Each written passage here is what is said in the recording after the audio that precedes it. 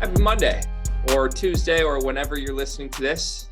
It's the Sleepers Podcast. And this is not an episode of the Starting Five. We're going to do just a normal podcast episode today. Try to prep ourselves for the season, which is rapidly approaching.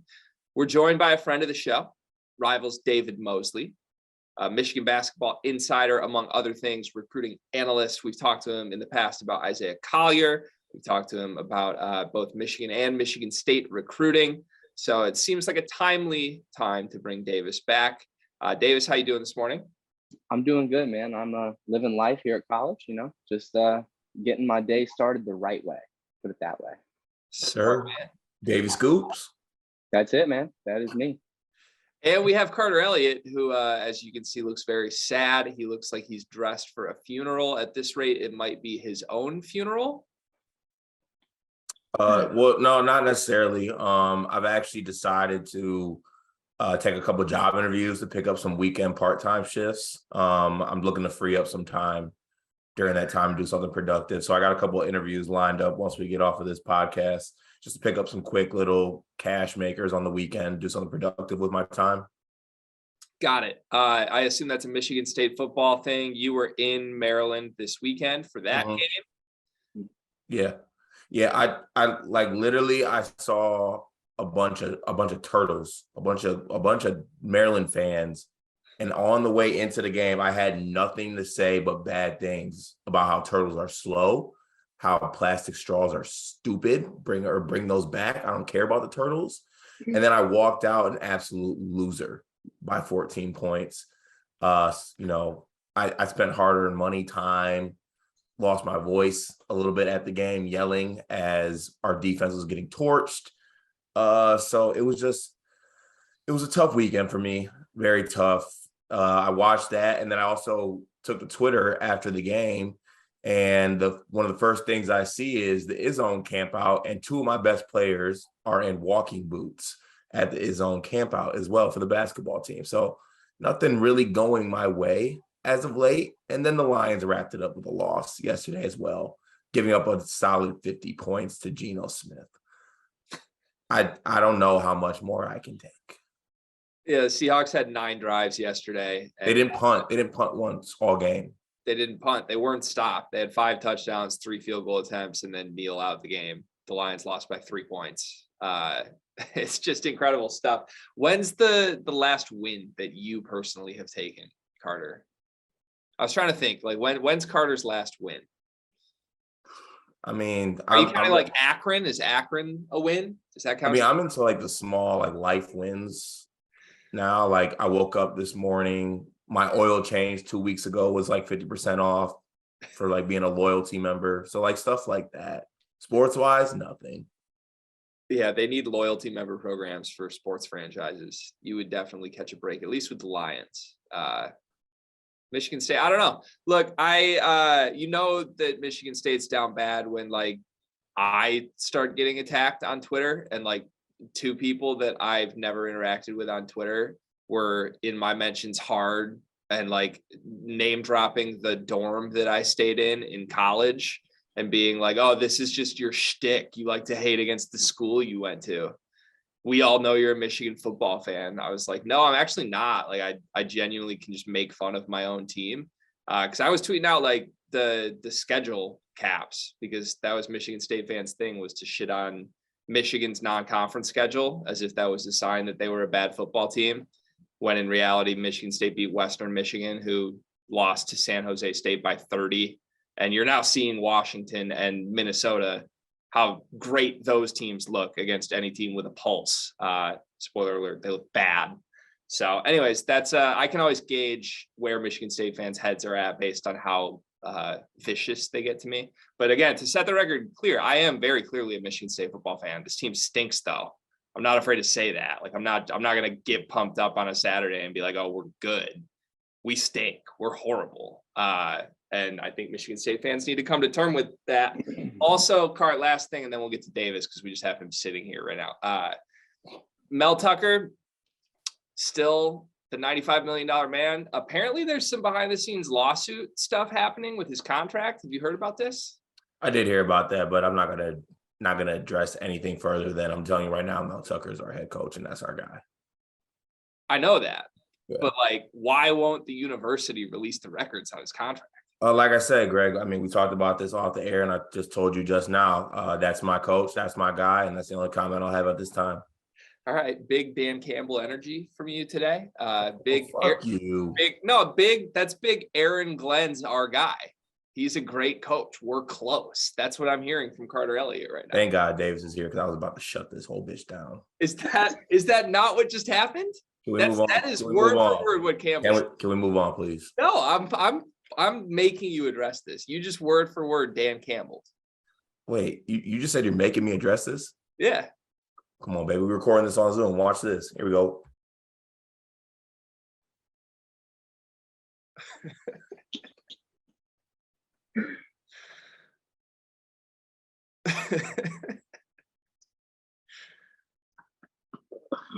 Oh, Lord have mercy.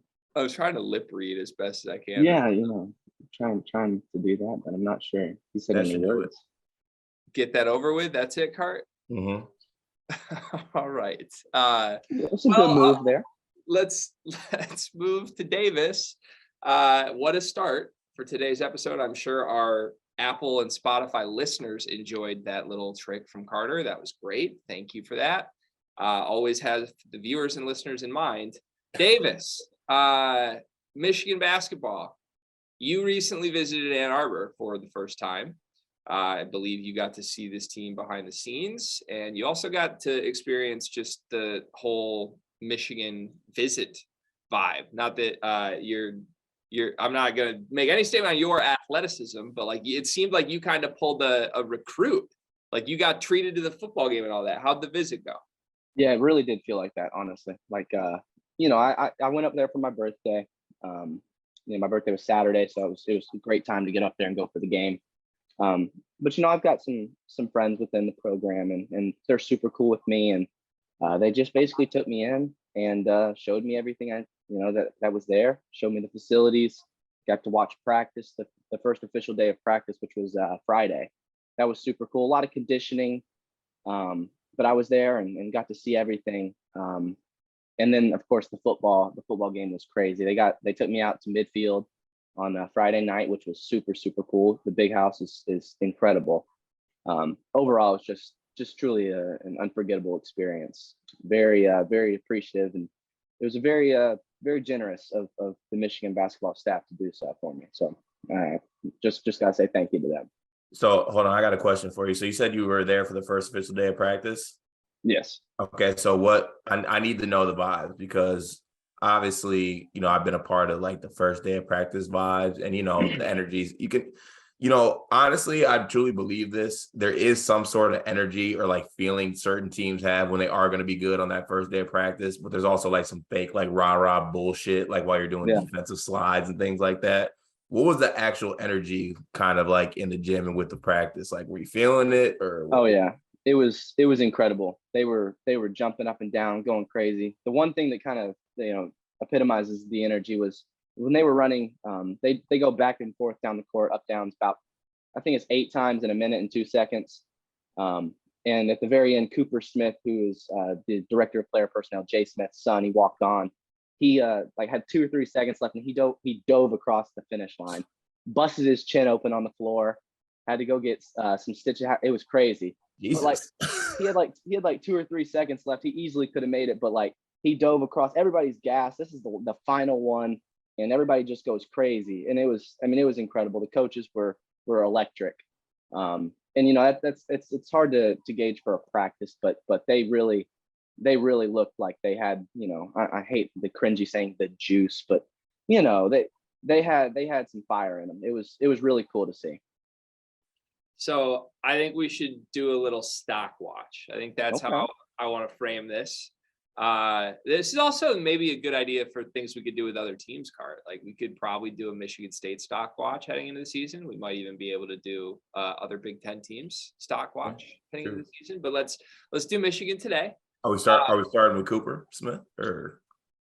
Do you want to? I feel like his start. Yeah, honestly, I love that story from Davis, but I got stopped down on that just because you told me he could have made it without diving, and that's fake effort. So I love that he did it to bust open his chin and things like that. But no, I'm marking that down as a fake effort. Stock down on my guy. I'm sorry. I for the record agree with that. I think so. All right, that's a good example of how we'll do this exercise. I'm gonna just name players, and then we'll go to Davis first since he saw the behind the scenes, and then Cart, you and I can kind of give our grade at the end after Davis gives his grade. All right, so anything with Michigan has to start with the big man, Hunter Dickinson. Recently, I've seen him named by a bunch of preseason magazine stuff as the best player in this league. It seems like most smart people have him ahead of Trace Jackson Davis, as they should. That's accurate. Where that leaves Michigan, I don't know. I think Michigan has more question marks and concerns than both Illinois and Indiana do, but they have the centerpiece that can win titles with an S. How did Hunter Dickinson look to you on your trip to Ann Arbor? I think like if you're penciling in things, I think you can go ahead and mark down 20 points, 10 rebounds. I think that's pretty fair estimate. He's elite. We know this. Over the summer, there were some concerns regarding how in shape he was, the motivation, but that's gone. I stayed after, and he was down there practicing with 3 or 4 of the team managers. They were all banging up against him with the pads, and he was doing his little hook shots, facing up, ripping down, going baseline, dunking. He looked really, really good. He was in shape. And I really think he's going to make a case at National Player of the Year. And that's the feeling in the building that, at the end of the day, he's as elite as they come, top 5 player in college basketball. And I think anything below 20 and 10 would be shocking to me. Cart, would that be shocking to you? No, it wouldn't be shocking to me at all. And I'm saying stock up on this one purely for the fact that if he's in shape, he's 20 and 10. Like you can pencil him in for that. He has that ability. If he wants to do it, if he's in shape, he's a walking 20 and 10 at the college level. So I'm not surprised by that.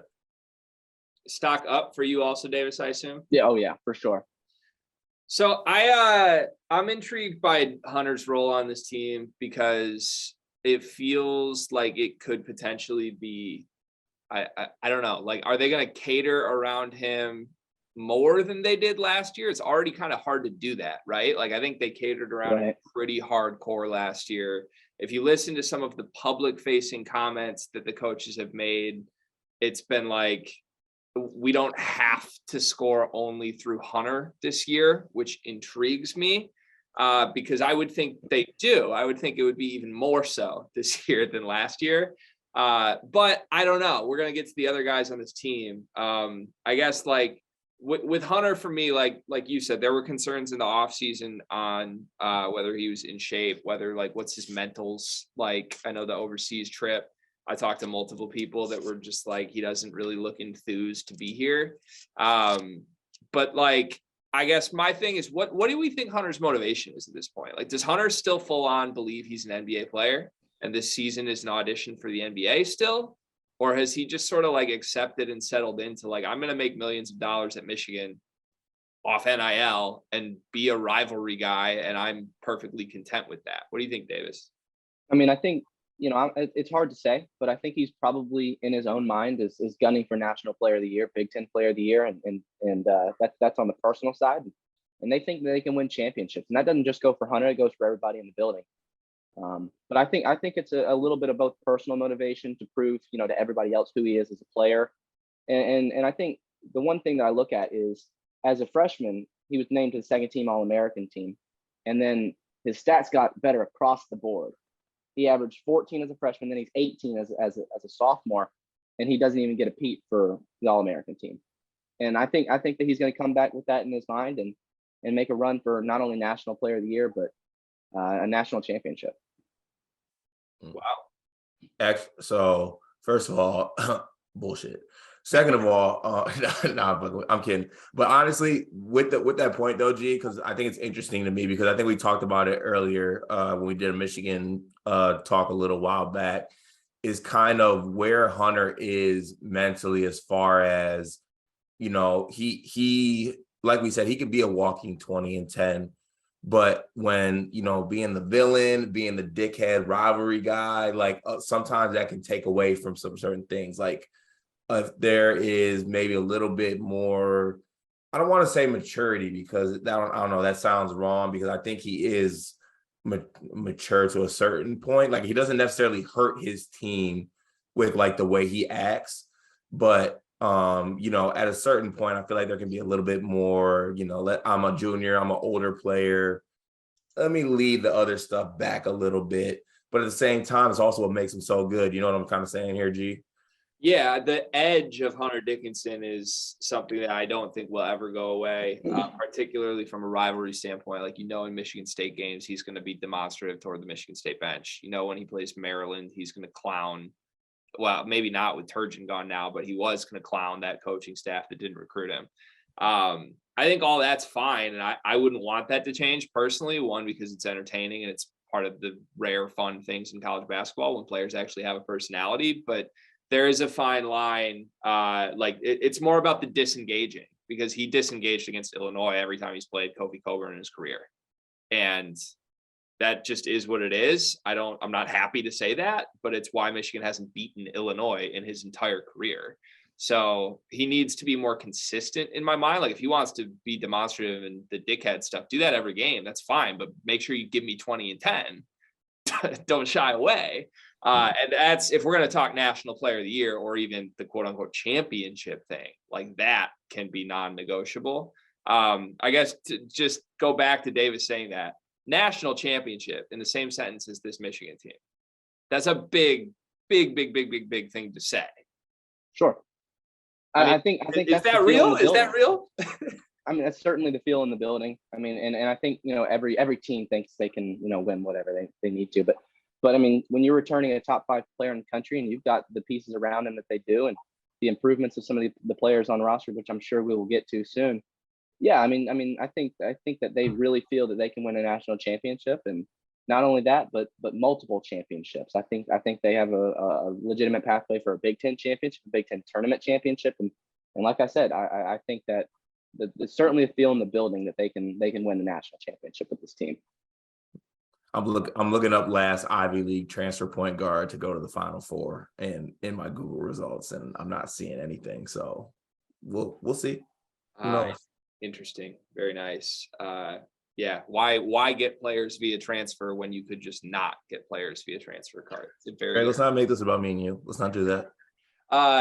Cart, last question. If I gave you over under 0.5 championships for Michigan this season, pick them -115, both sides, what are you betting, the over or the under? Is this like for Michigan basketball? Michigan basketball championships? How many banners are hung? Over under 0.5? Under. Okay. I'm just curious. And is that an objective under, or is that a with the heartstrings under? No, that's an objective under. I don't think they win the Big Ten. Okay. And I think that's their best chance at a banner this year. Okay. Fair. Big Ten tournament, maybe. But okay. Yeah. All right. I'll pick them too. So I'll still take the under though. All right. Let's move to additional players here. We're going to start with the most controversial for me personally, Kobe Bufkin. I've come from as high as you can be on him to as low as you can be on him. If you want to criticize me for that, that's fine. I think it's fair. Like, as a fan, I've been very emotional with Kobe. I thought he deserved minutes last year because I hated the production we were getting out of our 2s and 3s. And he just didn't get minutes. And when he did get spot minutes down the stretch, he looked really, really bad. I think it's fair to look back and say he didn't deserve any of the minutes I was begging for him to get. Now, this season, we head into a year where there's basically nobody behind him at the 2. You could stretch and put 2 point guards on the floor at once. You could stretch and move Jett Howard to the 2. You could stretch and put Joey Baker there. You could stretch and put Yusuf Kayat there. But no matter what you're doing, it's a stretch. The 2 is Kobe Bufkin's spot, and there's 30 minutes there minimum. And I feel horrible about that based on everything I know about Kobe Bufkin and based on the results and the stats from his overseas trip, in which he was the least productive player on the floor the entire time. So just to be clear, I'm going into the season with very much I'm not excited about Kobe Bufkin. It's the flip of last year.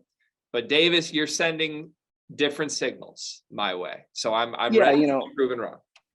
I wouldn't. I mean, I'm gonna go stock up, of course, just because I think his stock is extremely low. You know, among fans right now, I think people are talking, you know, a lot of concern, and rightfully so. There is a lot of concern. But seeing him, I came away incredibly impressed with him.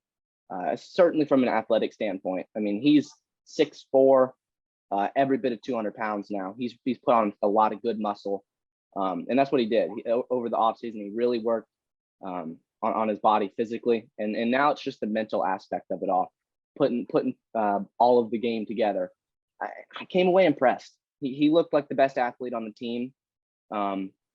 He finished first in every conditioning drill they did.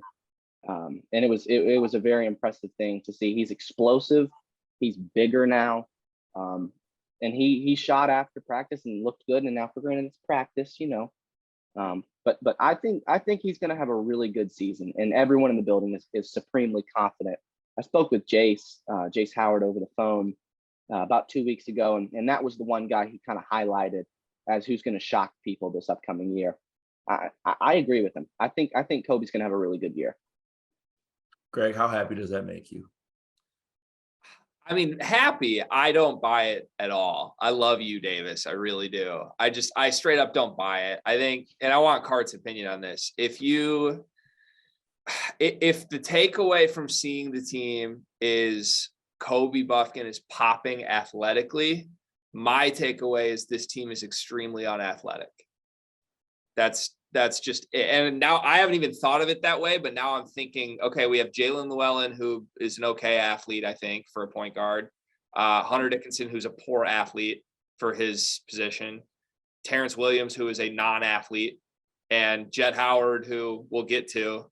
And like, if Kobe Bufkin's the best athlete on this team is one of the least athletic Michigan teams in memory, not even recent memory, in a long time ago memory. Right, Cart? Yeah, I'm trying to think about like who it would be, but I mean, I don't know. Like, I feel like you can get excited about, as a Michigan State fan, I just have a hard time getting hype about practicing because I've been lied to by people at practice. Like I've been told that like Tyson Walker is going to be an absolute menace offensively and no one's going to be able to stop him, and I was lied to. Okay, so I mean, it's good that he's in shape, obviously, bigger, stronger, faster. I'm not as like, that's an awful thing that Kobe Bufkin is the best athlete on the team, because I thought he was a nasty athlete coming out of high school, and he was just very skinny and lanky, but the bounce was already there. So you combine that with like some more body mass, possibly even quicker and more body mass. I think it's a good thing, but that ain't gonna mean that's gonna look great on IG pics. Also, gotta knock down some shots. Yeah. So I guess we'll see. I'm gonna stay neutral on my Kobe stock because I was like Greg. I let him fool me. I was all in on Kobe Bufkin. Like it was dangerously bad how high I was on him. So I'm just gonna stay neutral for now. I'm real wait and see on Kobe. Yeah, it was Bufkin or Akins, and we were very back and forth on that a year ago at this time. I was not back and forth on it. I was Akins. You loved Kobe though. Like, I did love Kobe, but that was a thing before either suited up. It really was. I'm stocked down on Kobe. I'll just leave it at that until I see him make shots at any point ever. I'm gonna have to remain stocked down, unfortunately. Maybe that's punishment to myself for being so high on him last year. Let's go to his wing counterpart, Jett Howard, who is gonna get the Caleb Houston role. It sounds like there's a lot of guys in the mix on that wing behind him. The two I mentioned already, Hyatt and Baker. But if all goes well, I fully expect Jett to play 30-plus minutes the same way Caleb Houston did. We saw that work at times with Houston. We saw it not work at times with Houston. Sometimes it's a lot to ask a freshman to essentially be your second leading scorer. However, I think on this year's team, it kind of sounds like maybe they need less from Jett, at least offensively, compared to last year where they needed Caleb Houston to go get him 13, 14 points a game. Where's Jett in today's sort of Michigan conversation for you, Davis? I agree with that assessment. I think more was asked of Caleb Houston last year than will be asked of Jett. I think a role will be similar. I think Jett's going to play every bit of 25 minutes. And where he's really going to make his money in if he plays that 30 plus minute, it's going to be, because he improved on the defensive side of the ball. We know he can score. He is a bucket getter, and that's what he's going to do really well. I think he could have a Malachi Branham type year. If he can improve on the defensive side of the ball, I think he can make a run at Big Ten Freshman of the Year. But that defensive side of the ball is really the emphasis for him. We know he can score. We know he can shoot. I don't think he's as good a shooter as people say he is. I mean, he's a really good shooter. Don't get me wrong, but he's more of a scorer than he is a pure shooter. I think he's going to be able to create off the bounce a little bit, and if he plays some good defense, he's going to have 30 minutes, sitting in his back pocket all day, every day. Interesting. Is anyone in here Star Wars fans? Big time. Big time. Okay. Now you know who Boba Fett is, right? Of course. Okay. The agenda might be starting. I'm just letting you know, and I got nicknames forming. All right. So I'm gonna go stock down on Jett Howard. Okay, just let that be known. I don't like that. I'm not really sure I'm liking his energy. If you don't have a guy, especially a freshman, and honestly a freshman who's a coach's son, it's a little disappointing to me that the concept of buying in on the defensive end as of today isn't kind of already instilled, right? So I'm going to go stock down. Obviously, a lot of there's, we got a month or so before the actual games get underway and whatnot. Defensively, something that can be fixed. Obviously, maybe it's an effort thing, but a little bit alarming to me that he hasn't necessarily bought in as of now defensively, because he has the ability to. Definitely. I mean, he graded out as an incredible defender at IMG. I think he ended up in like the 98th percentile in on-ball defense. He gave up 2 points all year in isolation situations. So he has the potential for sure. His potential to be a really good defender. He's every bit of 6'8" now. I was down there. He's taller than Jace, and Jace is a pure 6'7". Jett's got an inch on him. I mean, at least. So Jett's a pure 6'8". I think. I mean, obviously the defensive potential is there, and he does lock in. I'd like to see it a little more consistently. And I think if he does that, he's going to win Big Ten Freshman of the Year.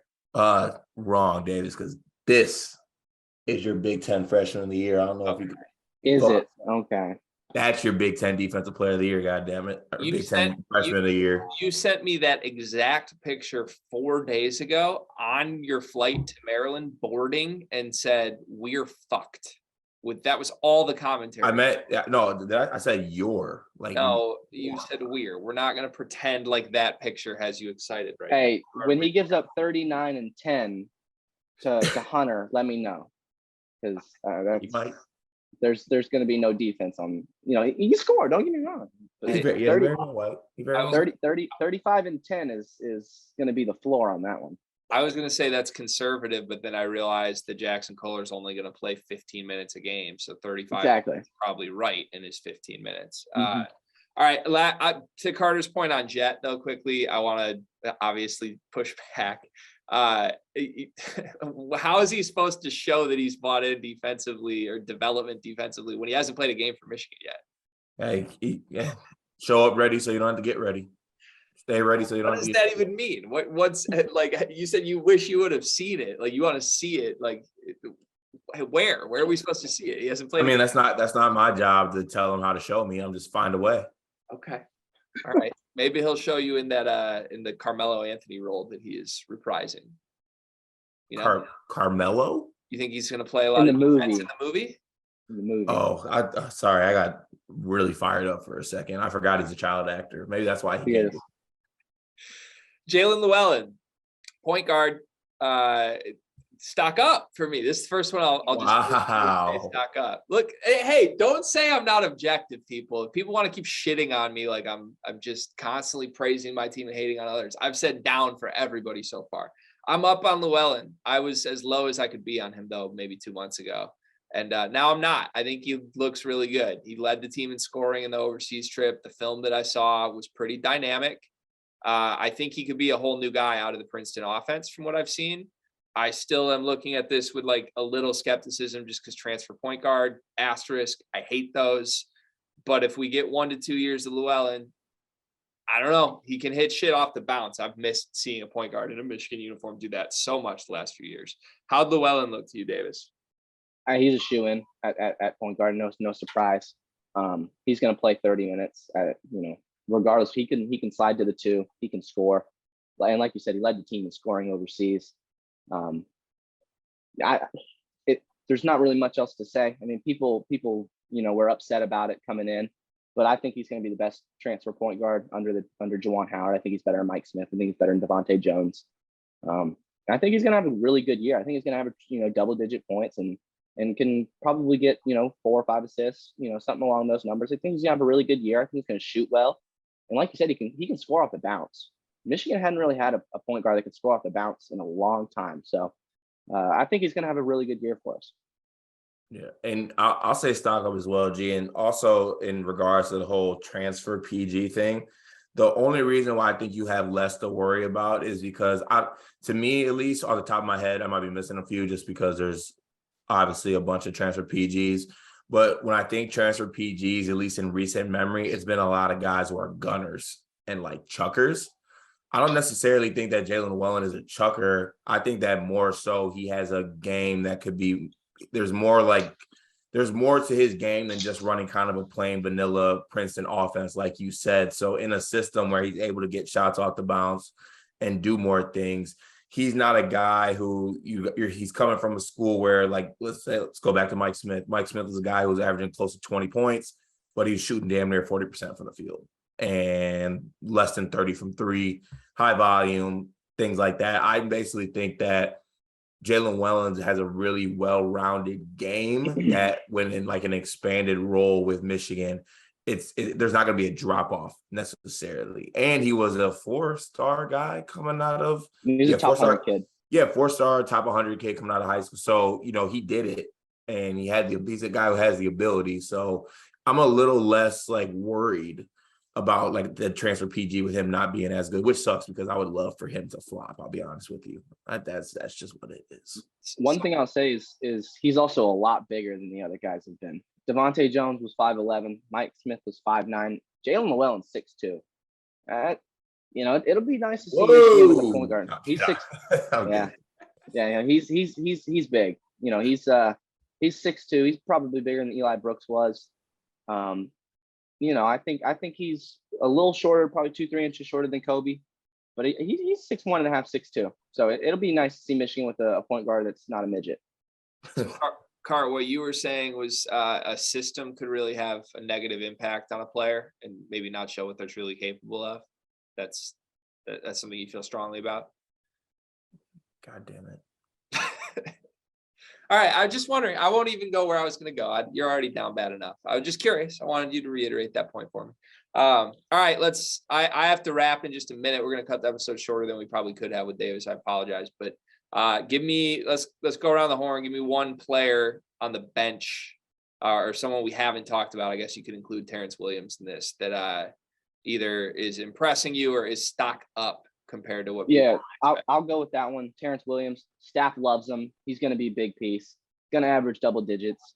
I think he's going to shoot the ball really well, and the staff wants him to be good. You could just tell. I mean, they were pumping him up every time, and that was really good to see. They were loving on him. And I think he's going to be a really big piece for next season. Art, anybody on the bench that you would give a shout out to, even though you have no inside info? Well, if Terrence Williams is getting brought up, I'd like to hammer that banner number under again and double down on that. Let's see. I'm gonna send a shout out to Terrace Reed. Oh, I like that. Very good player. Very good player. Let me touch on a couple recruits real fast, if you don't mind. Number one, Isaiah Collier. He's going to end up at USC. He just took a visit out there. He did just take a visit out there last week. He was out there with his high school teammate Aronson Page, 4-star center. There's been some rumors about some things, but that recruitment has been so fluid and swung so much. There were real optimism coming after the visit to Michigan, and it was real. But USC has making him a priority and basically told him that they want to recreate Dunk City from Florida Gulf Coast at USC. And finally, I'll touch on George Washington III, who's going to be in on an official visit this weekend. Former Ohio State commit, decommitted after they were, having some flirtatious stuff with Bronny James and Tyson Chapman, those kind of guys. And he decommitted, and he'll be on an official visit to Michigan October 8th and the 9th. Not offered currently, wouldn't surprise me a bit if he is soon. If you're going to look at him, think a 6'1.5" Dwayne Washington Jr. That's a player comparison that I'd give him. Elite scorer. Dayton, Louisville, Michigan. Those are the three that kind of are sticking out to me. Dayton, his dad's a women's basketball coach for the Flyers. Hey everybody, it's Greg here. As you can see or hear, the Davis interview just ended very abruptly. That's because there wasn't enough disk space on my computer, and the Zoom cut off in the middle of our interview with Davis, leaving roughly 15 more minutes of incredible insight on the table. Sorry about that. Amateur move by me, pretty unacceptable. But while you're here, please subscribe to the channel and make sure you get an alert for the next episode that we inevitably have to record with the wonderful Davis Moseley. Thanks for watching.